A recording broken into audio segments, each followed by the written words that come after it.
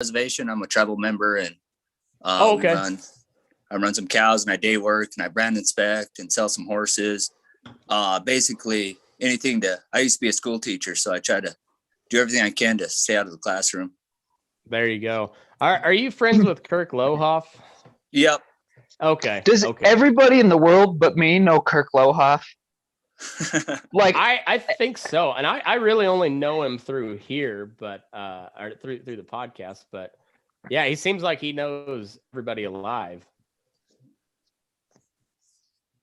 Well, he's threatened to start his own podcast, but I think it's just a beer talk. Well, I told him if he did, let me know. I'd help him out. So I think it'd be a good idea. I'm gonna try to get some other guys. Trying to get some other guys to do it as well. And I think the more people we have like telling real, like, what it doesn't even have to be cowboy shit, but just like real rural America stuff. And eventually one of those podcasts will take off, and you'll have a wide audience of people that actually get to hear the perspective of what we do on a daily basis, and what we go through, how they're bullshit up in Denver or, or Helena or wherever, at Carson City, how the bullshit that they pass in the city affects all of us out in the sticks. So I don't know, maybe I think if there's enough of us out there, somebody will catch on. So that's my thoughts. So anybody that's willing to try it, let's give it a go.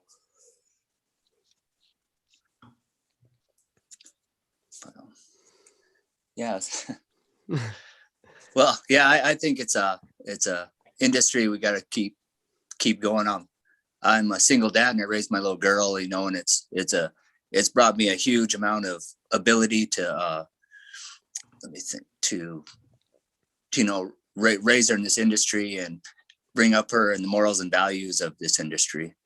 Yeah, and I think that's, the working with horses, working with cattle is, that's a whole different deal in and of itself. We could go on for years and never get to the end of that. But I guess, like you said, the values behind it, the hard work, the like doing a job because you have to, not because you're getting paid to, but like if you don't, those cattle might die, your horses might die, something. They're just like, there's some things when it comes to working with animals, like you have to do it or you fail, and like failure is not an option. So you do it.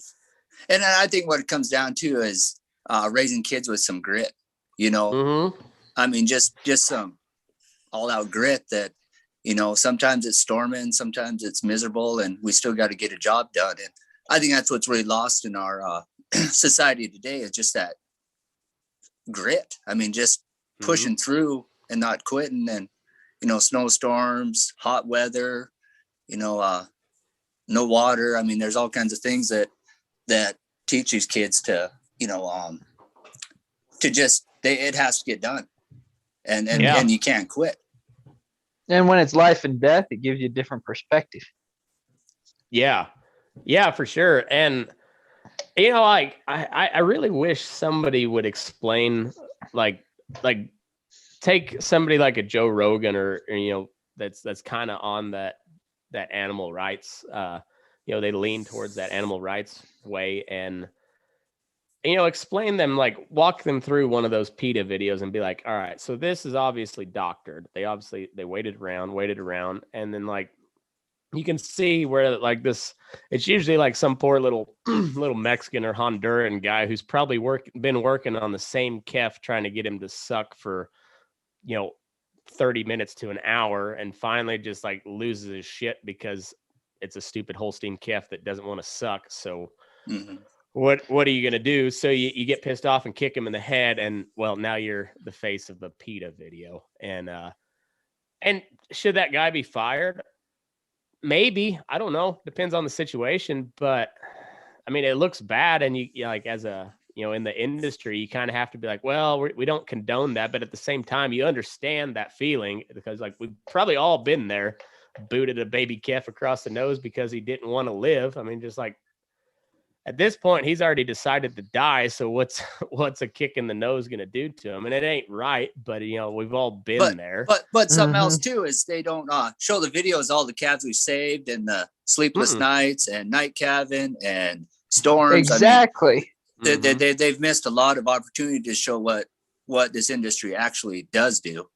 Yeah, exactly. But there's no, like, they're not trying to showcase anything. They're just it's pushing an agenda, and their agenda is a vegan diet. And I miss your thing, fine, more power to you. I really don't care. I mean, I'd prefer you'd eat beef, honestly. It helps my bottom line. Even as a hired man, it helps my bottom line. But if that's the path you choose to go vegan, whatever. Sounds like a shitty life, but whatever. But don't try to take out an entire industry of good, hardworking people because you don't agree with it. Like, that's the thing. I don't agree with the vegan shit, but the last thing I'd ever want to do is try to shut down some vegan from talking or being able to, make a living because they're vegan. That just makes no sense to me. And I look at it more as an industry. It's more of a culture.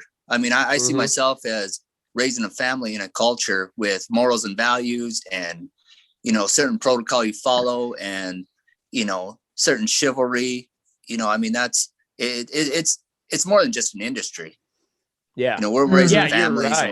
And we're raising hardworking kids that, have morals and values that, it's way more than just a industry. It's a culture and a community based around an industry, basically. I mean, it is an industry at the long and short of it. You got to make money, but there's a culture and a community that's based around that's really pretty special. And I think that's what we're all trying to keep alive. It's, the cattle business will change throughout time, but I like those, like you said, those morals, the values, the community that shouldn't, or like the basic principles of it should always, maintain the same. I really think the benefit, or one of the biggest ones of a lot of the social media stuff, is it helps us reach the people that are more I don't know if I want to call them the middle ground, but like the PETA people, we're never going to reach them. And, that's okay. They're going to be vegan, whatever, on their own. Mm-hmm. But, there's those other people who they see a video of a cute little calf being abused or something like that. Well, then they don't like it. They go, oh, it's cute. Well, all well and good. Like you said, calf shouldn't be getting beaten or whatever. Yeah. But, I think our benefit on social media is we can help them see both sides, show them pictures of horses and, other stuff, and us working with and go, oh, this is what you really do. And then, we keep videos of us doing cool cowboy shit and this and that. And, we don't tell them that when some rank cow's trying to murder you, you really do just choke the living shit out of her on principle. But yeah, that happens, and it does. And we're still humans at the end of the day, and I mean, it's part of it. It's I don't know. There's another podcast I listen to. He's a sports podcaster, but Pat McAfee. He was talking about when he had to take a test at school, and he didn't really know what was going on during the test, but all he was figured out was like, teacher gave me this test, so it's me versus you. Fuck you. I'm winning this thing.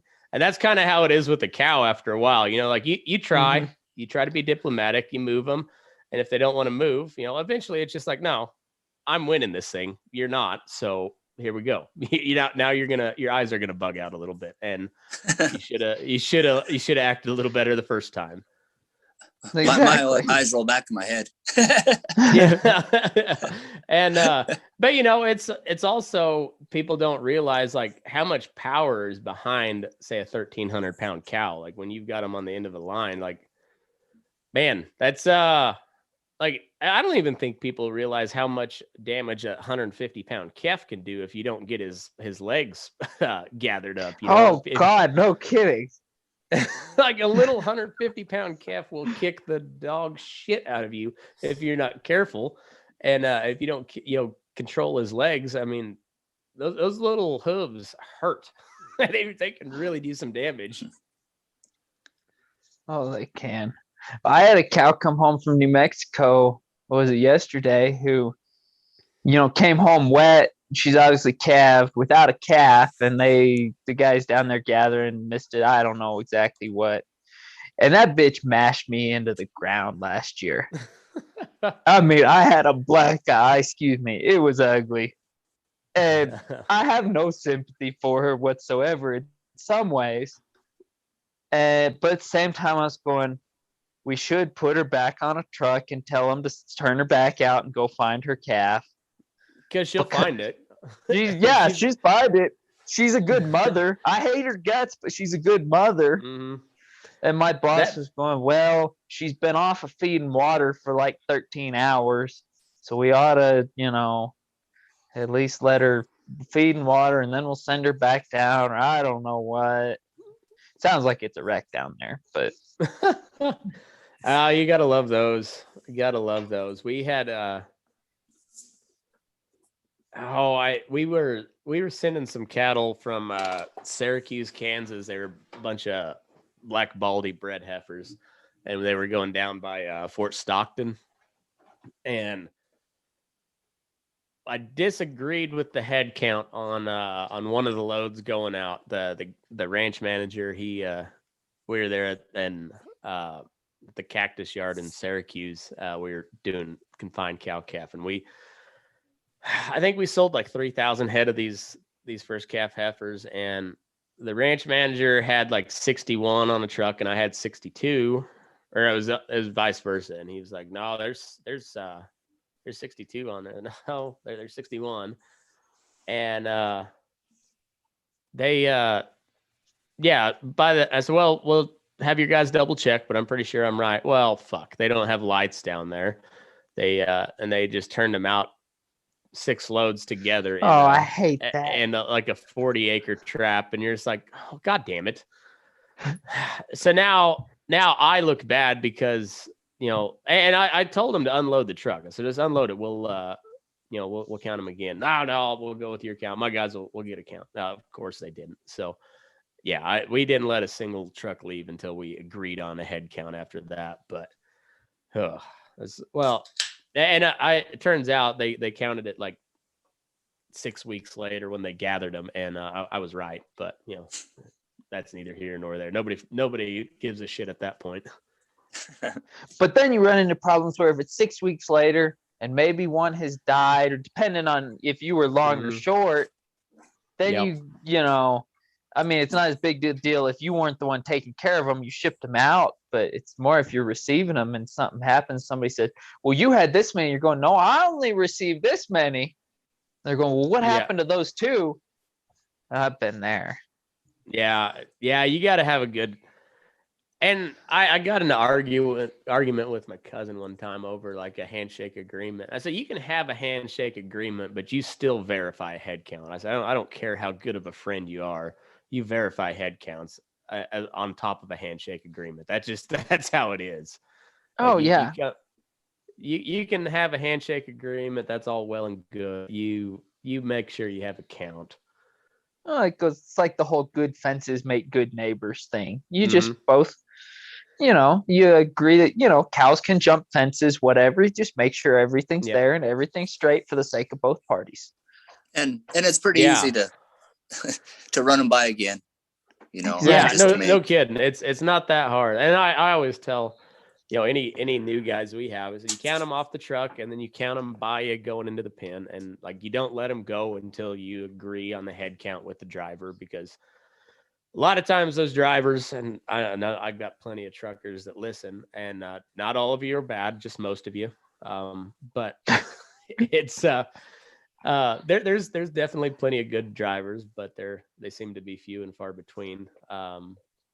But like a lot of those guys have no fucking clue what they have, even, which boggles my mind. Like, how do you not know what I know?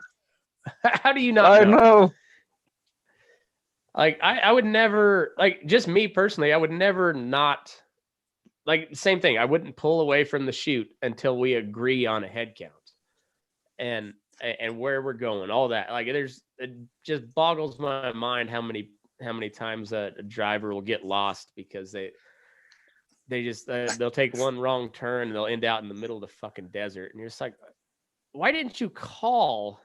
If like when you just like your shitty dirt road turns into a 2-track, which turns into an even shittier 2-track, and you're not seeing any lights around, maybe you just stop and call and see if you're in the right spot. You know. And I had the trucker show up once. I went to do his convoy, and he had never loaded a cattle truck before. Didn't know. He asked me how many to load in there. Oh, fuck. I mean, I had never loaded nothing, and so it took us about 6 times to load, unload to figure out. I mean, how to load him. Oh, I'm sure he didn't have any idea how his gates worked on the inside. Yeah, exactly. He like doesn't know how to set his counterbalance. Nothing. Oh, fuck. I think my favorite one is I had this guy. He was hauling for Brian Witt out of Falls City, Nebraska. Kind of in that I guess it'd be like southeast Nebraska area. So like he hit a lot of those like Ozark, Missouri sale barns.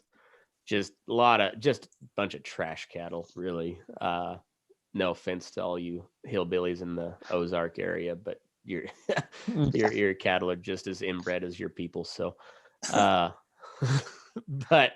he this old boy bumps the chute, and it was there in Ulysses, Kansas. It was at a JBS yard, and we weighed everything on the ground. So like we didn't touch them until that driver shut the slant, and then we run them on a scale. Count them on the scale, count them off. This old boy, he was every bit of 400 pounds if he was 200. I mean, he was big old boy, wearing overalls with no shirt underneath. I mean, just man tits flopping out either side of those bibs. And I mean, he was just covered head to toe in shit. He stunk like, I mean, just like BO and cow shit. And just like you'd expect a 400-pound cow trucker to smell, honestly. I mean, just put that image in your head and think what that'd smell like, and you nailed it. And he's like, well, there's one that was down on the back step. He made it halfway down the ramp, and then I had to unload the rest of him over the top of him. But I think if you give him a bucket of water, he'll be fine. And get down in the tub. And no, this sucker is like about 6 breaths away from dying, but he is on the fight, and he's gonna take whoever's close with him. And oh yeah, I was like, I don't think any water's gonna help him at this point. I think we're a little past the water stage. Oh fuck! We ended up putting him down in the tub and hauling him off. But I think it'd be all right to give him a bucket of water or something. Just unloaded a load of 70 right over the top of him. And then you have the truckers that have been running hard for quite a while and maybe using a little extra substance to keep them Just going. a little bit of go-go we had powder. one guy show up, and I mean his hair was stand up on end. He had Bermuda shorts on and flip flops, and loaded his trucks in flip flops. Hell yeah! I mean, you could tell he'd been running for quite a while. Just having himself a good old time. He was logging them miles. So you say you're on the Cheyenne or Crow reservation? Cheyenne reservation. Cheyenne. What's it like running cattle on the res? I honestly actually, I have no idea. Truthfully, on this reservation, it's probably the only opportunity you'll have to start. I mean, because I'm probably 100% lease country, about 99% lease. And the way it's set up, it's only tribal members can really get in on these leases. So it kind of gives me an opportunity, because I started from 26 head, and just kept working my way up. And I quit teaching for a while and tried to day work and about starved to death, and then went back to teaching and tried to get some bankroll together and got some more cows, and finally got to the point where I could quit teaching and just kind of all my side business work, but really it's really a good opportunity for tribal members to be able to get into the business. Cause I see some of my neighbors off the reservation that, you know, it's hard for them to find leases. Nobody can buy a ranch, you know, so I've dang sure taken advantage of the opportunity.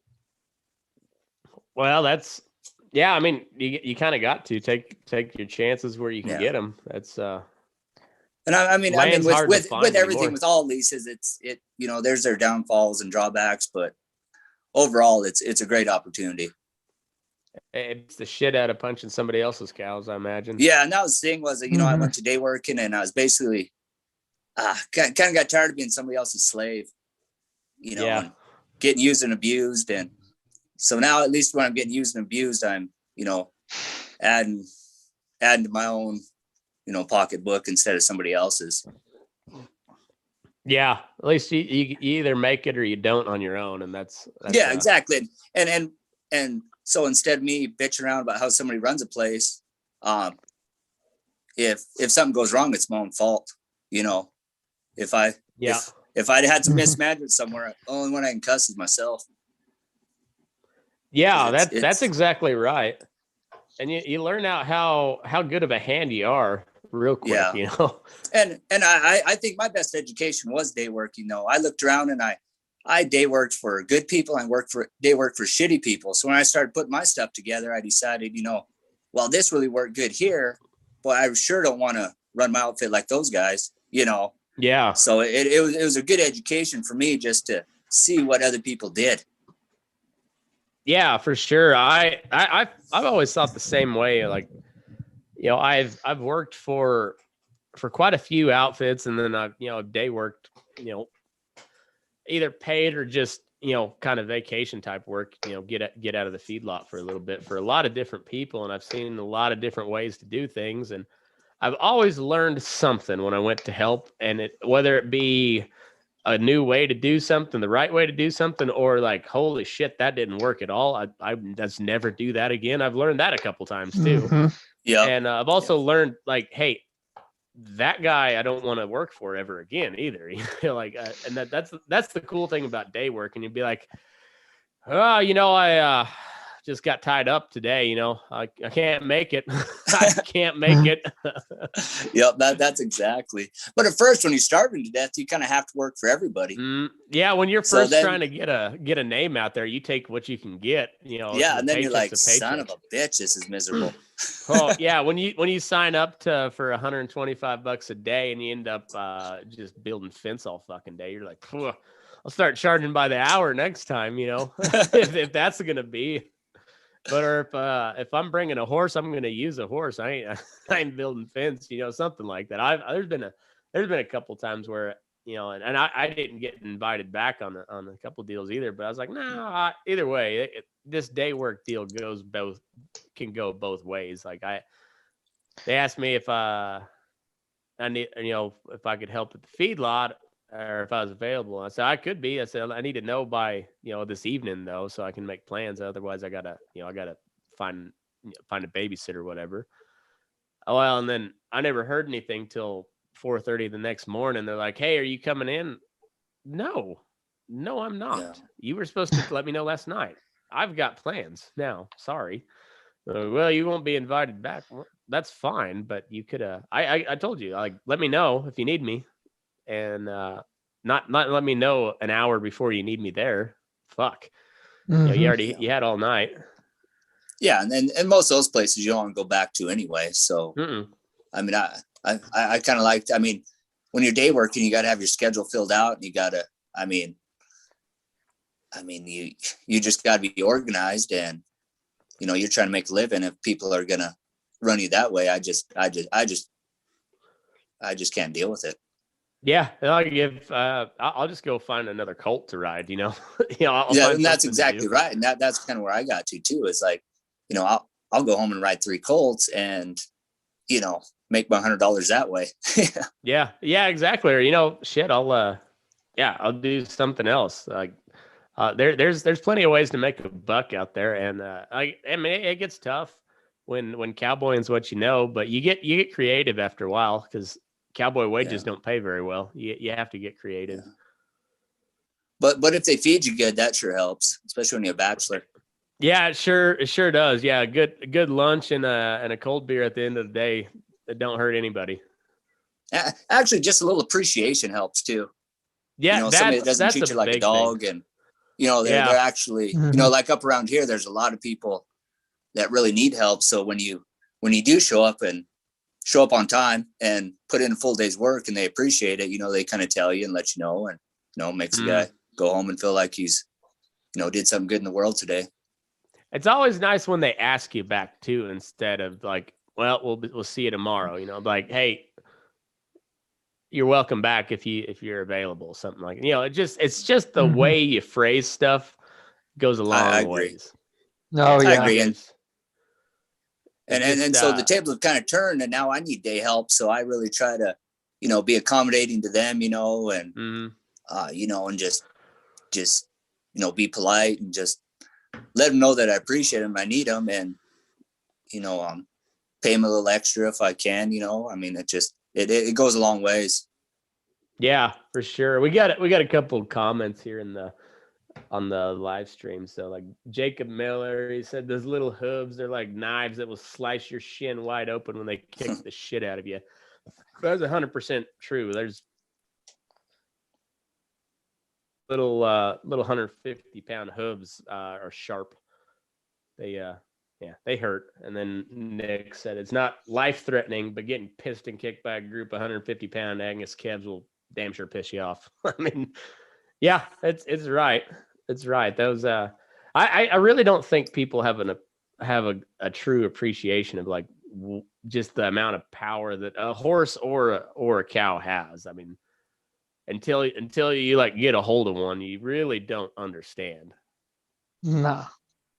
Especially like on the outfit where I'm at, we're about as close to a confinement cow calf operation without being one as you can be. Like we run mostly on irrigated meadows in the spring, feed a bunch of silage. And so we get health issues, lots of them. Yeah. And so when calves are under 45, 60 days old, under branding age, we got to check them twice a day, and we doctor a lot. And initially when you're still calving and having to tag a bunch, we do a lot of shit out of the side by side and then start using horses. But when you rope one out of the side by side that you really should have used a horse to rope, and you got it tied to the side by side and you try to flank it, then it starts coming up the rope at you, and you're going, this sucker outweighs me by 75 pounds.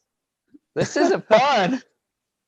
My buddy Nick Lute the other day, he sent a Snapchat, and he was getting ready to step outside of the pickup to tag this calf, and it was just an old horned Bramer bitch. Just, you could tell there wasn't a bit of bluff to her. As soon as he opened the door and put a foot on the ground, and she came right towards him, and my cousin's like, I can't believe you didn't call him a farmer. And I was like, man, I have tagged calves with a 4-wheeler and a side cage on it before.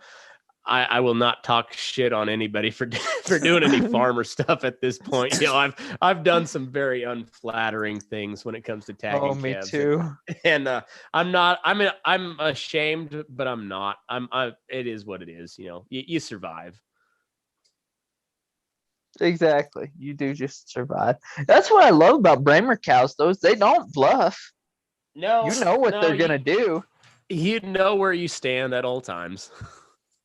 And it's not very high. You don't stand very high in their books, and they let you know. Yeah, that's true.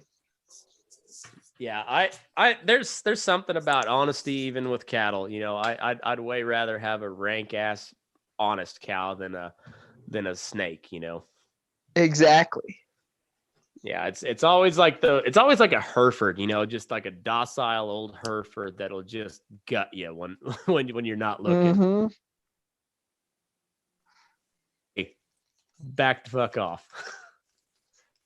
Well, I told you we bought some new permits. A handful of those cows seemed pretty gentle. I had one that I could pet. I was night calving for 45 days, and I had her in at night. I thought she was getting close. She ended up calving just after I left. I could pet her. She was super gentle. Apparently, after she popped that baby out, she tried to kill everybody. Yeah, that you'll have that. You'll have that. It's been a while since I've calved anything. I've been just feedlot for the last, just strictly feedlot for the last 4 years. And I miss it at times, but then, I see, I'll see somebody post a picture about a long day or, video about some wreck that happened during calving season. And there's times where it's not bad to just look at it from a distance and kind of appreciate that you don't have to do it anymore. But I also miss it. With the criticism of being a feedlot cowboy comes the fact that I ain't night calving either. So that's pretty cool. I'll give you that one. Yeah, it's not as punchy as the ranch stuff, but it has its perks. I will say that. I don't know. I don't feel very punchy when it's like 5 degrees and I'm wearing coveralls and 5 jackets and, carrying a whip and a spotlight and going, please don't kill me. We talked about one time we're gonna start a winter cowboy ranch rodeo association, and it's gonna be all regular. Like it might not even be like a full ranch rodeo, but it's just gonna be winter type. So you gotta have 19 layers on, bibs, leggings, everything. And you've got to get on your horse and rope something, with all your layers on, all mittens included. And mittens are the big thing. Yeah, every one of your layers, mittens, all that good shit. And we'll see. And then pull that sled on your colt. Yeah, I think we could have a pretty legit, like pretty cool ranch rodeo just doing stuff like that. We'd have to kind of fine tune the events, but I think it could be pretty fun. And you got to make all the gates. You got to open like total farmer gates with chains on them, that halfway swing, and they're you're trying to open them with mittens while some cow's trying to kill you. And you just you hose them down and then flash freeze them so that you got that nice solid layer of ice on the chain and everything. Or spring loaded gates that are frozen shut. Those are the best ones. Oh. Ugh. Yeah, winter ranch rodeo. I think it'd be a real I think it's kind of levels you have to put on all the layers and shit. Like the good hands will always stand out, but it makes everything a little bit tougher. And so even your gunsel has a fighting chance at throwing a loop and catching something. I feel like I'm a hell of a roper when I've been night calving for 30 days and I grab the kid's little calf rope because I can't get within 30 feet of this calf and throw a real nice hula hand and drag it into the barn. I'm the most badass guy ever. I think my best one calving heifers is I brought this one into the chute and she was shit. She wasn't supposed to be bred. That was the bad. That was the bad part was she wasn't supposed to be bred, and she was like she weighed about 650 and had about an 80-pound calf in her. And I was trying to pull this thing, and it was an old silencer chute, and I don't know how many head of cattle had been run through there, but the old bushings and everything were a little bit worn out. The cylinders weren't the best, and pretty soon she backed out of the head catch and was about to step over the top of me. So I rolled out of the way and I hit the latch on the palpation cage and I think I still got a scar right there, but just gashed my forehead open. And so I rolled out of the way, and then I jumped out and opened the head catch and pushed her back up in there and pulled the calf out. But by the time I was done, I just had blood, run down my face, down my shirt and everything. I looked like just a hot mess, but yeah. And this heifer wasn't even supposed to be bred. So you got to love those kind sale barn junk. How often you run into those at the feedlot stuff that, you get in that, happens to be bred? Out here, not so much. We get them in small enough that it's typically not a big deal. So we just background most of our stuff. We only feed out just just a handful of local people that just feed out one or two. And Oh, that ain't bad. yeah, so the rest of them we only keep them about 90 days tops, and then they go down the road. But when you're in those bigger yards, when you start buying a bunch of heifers, especially out of like the southeast, yeah, you just give everything a shot of lice coming through, because they're guaranteed open, and a third of them will be bred. Yeah.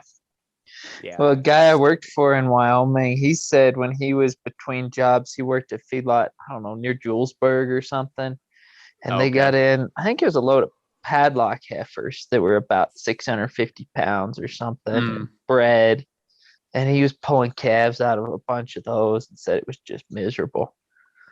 Oh, it's, if they calve within like the first 30 days on feed, you can usually pull that calf and make something out of it. But yeah, after that, once they start stepping up on feed and they get on that hot ration, those calves are like, it's not even worth it. Like it's always a fight at those feedlots who gets the next calf, but when they're on that hot of feed, it just burns up their kidneys and everything. Like you're just pouring milk.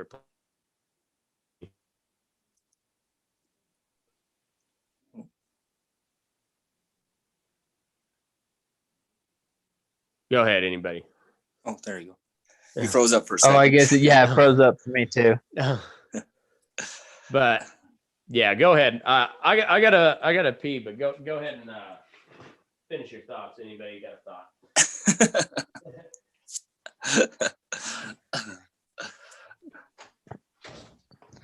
What elevation are you at, Rowdy? Shit, I don't even know. Everybody asked me that too. I never checked. We're pretty high up there. We're kind of at the foothills of the Bighorn Mountains. We're just north of Sheridan, Wyoming.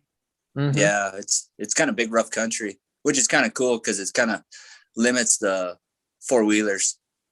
Yeah, exactly. I mean, there's so many pine trees and it's kind of rough, and there's just a lot of the area that you can't even get in with it. I mean, you have to be horseback. There is such a thing as too many pine trees, though. Yeah, well, we have issues with pine needles. As soon as that snow flies, you got to hustle your ass and get them out of there, because it don't take long for them to start growing those pine needles and start sloughing calves. Mm-hmm. I wondered if we would see that. We got a snowstorm early September last year when we were still on the mountain. And where are you at? I'm in south central Colorado, Monte Vista. Oh yeah. We run it. Our base is about 7,500 feet, but we run on the mountain from about 9 to 13,000. And I ride permits all summer. And like I said, I mean, after that snowstorm, we still had another, I don't know, 2 weeks on the mountain, something like that, maybe a little more. But we didn't really run into any issues that I could tell. But I guys get to kind of make my deal work, I'd have like 30 head of heifers, so I'd bring in outside heifers to calve.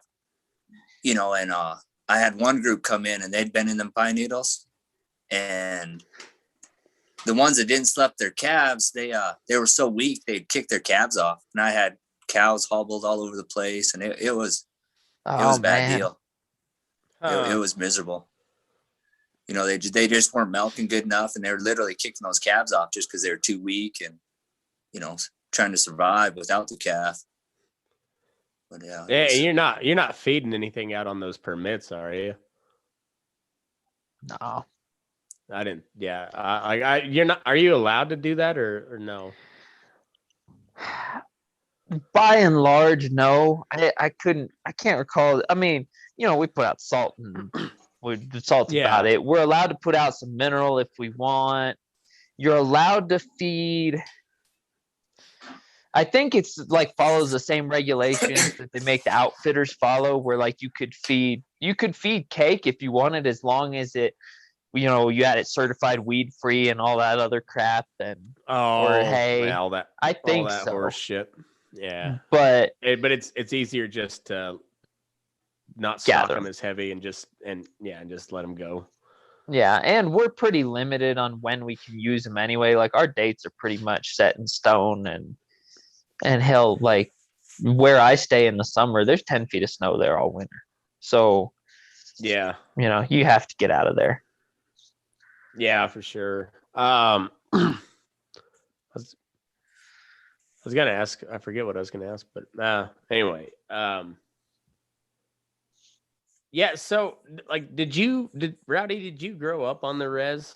Or Yeah. I was born and raised here, and I rodeoed around for a little bit, and then went to college, and then decided this wasn't too bad of a spot, and came back. And yeah, like I was saying, I love the country. I've been a lot of other places, and I like this big, rough country, and got to be horseback, and I enjoy it.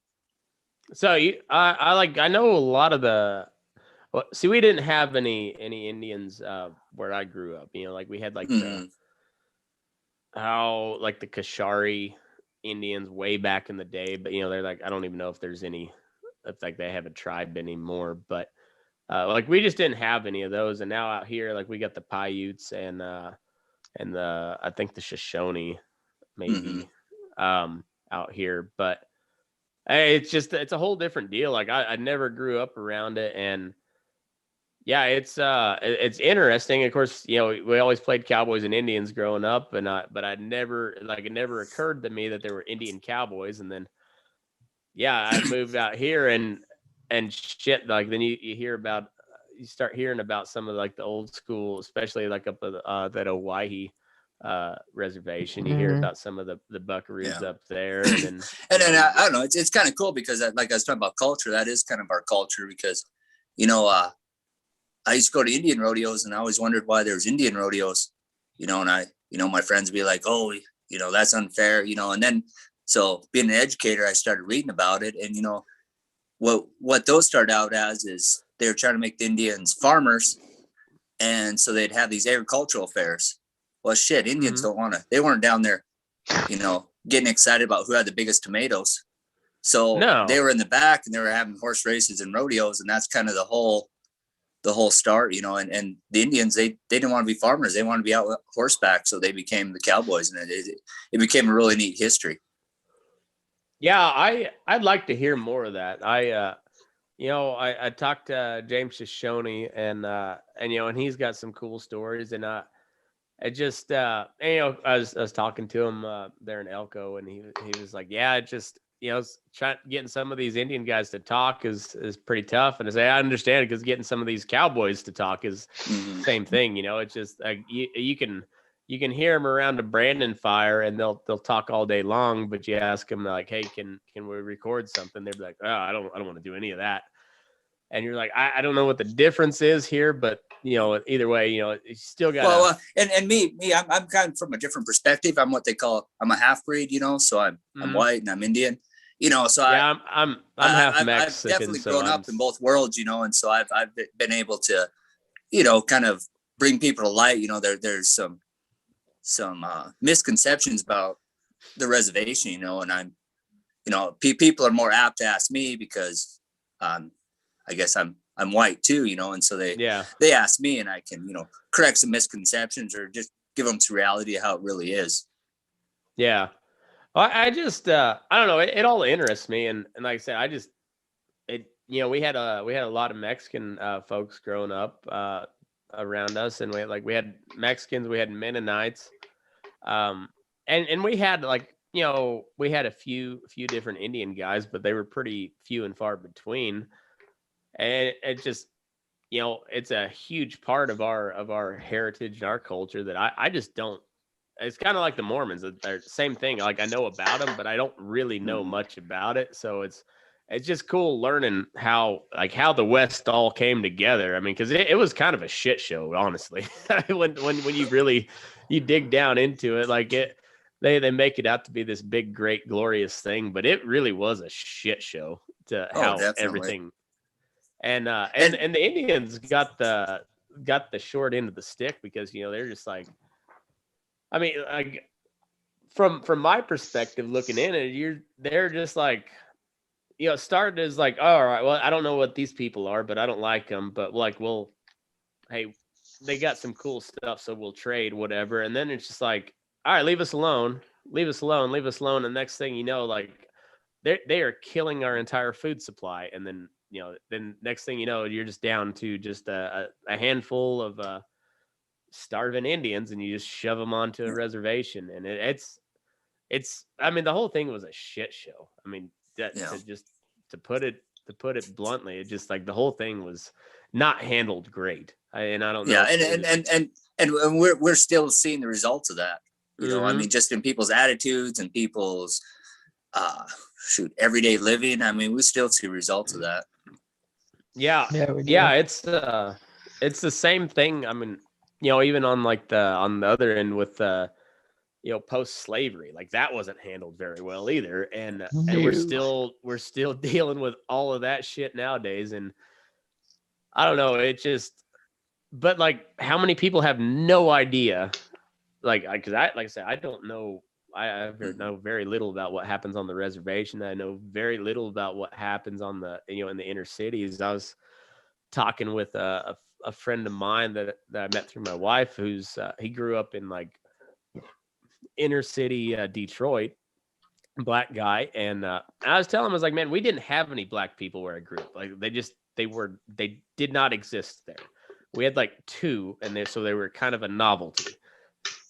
And but only other thing we heard about black people was like Michael Jordan, Ken Griffey Jr., or a bunch of gang shootings in the inner cities. That's all the only picture of black people that we had. And so it's hard not to have, like that's all you've ever seen of black people. And you're like, you're going to look at them a certain way. And like, is it right? No, but like that's just how we grew up, and they're just the way everything sets up now. It's just, they just try to accentuate that divide instead of like people actually talking out and figuring out like, oh, they're just regular people. And the cool thing about this reservation is the cowboy culture is very strong. I had a kid who kind of, he hitchhiked he couldn't make it. He couldn't find a ride, and I had a horse saddled up for him. So he hitchhiked to my branding, caught a ride, got to the turnoff, and then the calf listers picked him up, brought him the rest of the way in. I mean, these kids want to ride and they want to rope.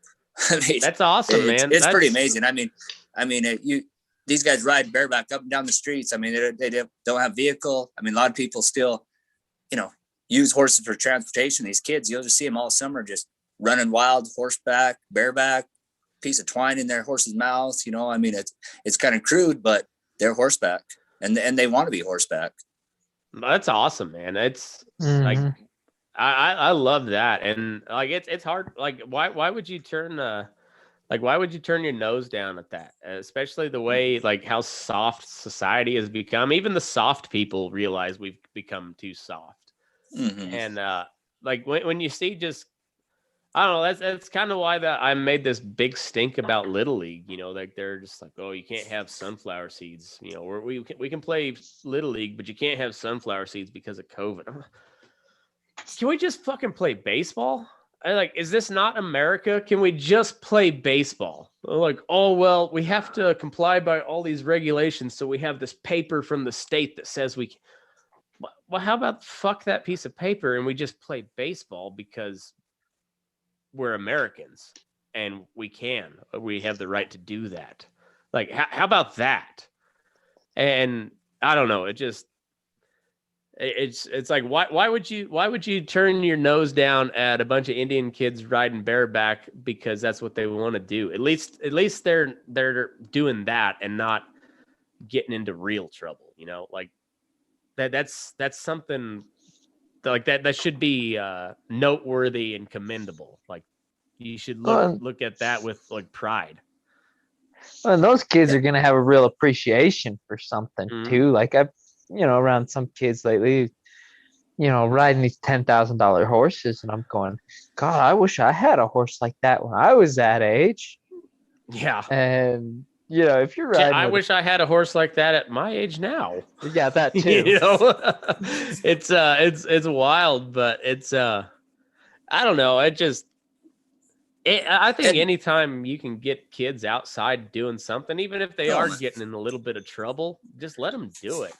Well, then of course I always get the boneheads, but the majority of these boneheads don't have a father figure in their life, so Mhm. I cuss them, and they respect it. They want to please you, and so Mhm. you cuss them, get your ass out of the way, try harder, and they try harder. It's not the school system, it's actually we're out here getting something done. We're outside, and you can see results of your accomplishments, and it's really a big thing for them. Yeah, I agree. I think And it's one of plus the they get kicked by that calf, and they realize we still got 100 head of calves to brand. I mean, Yeah. they can't quit. Mhm. yeah, exactly. It's and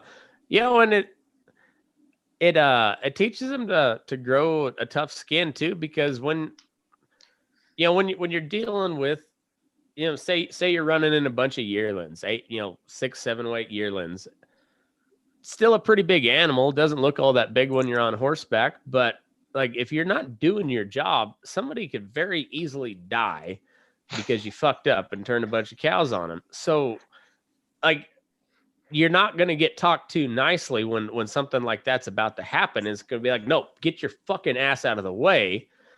And like it's not because somebody's mad at you. It's because they know what's going to happen if you don't get out of the way. Yeah. And so there's a sense of urgency there. And if you're going to cry about it, well, just go home, because people have to know that like that's what's happening.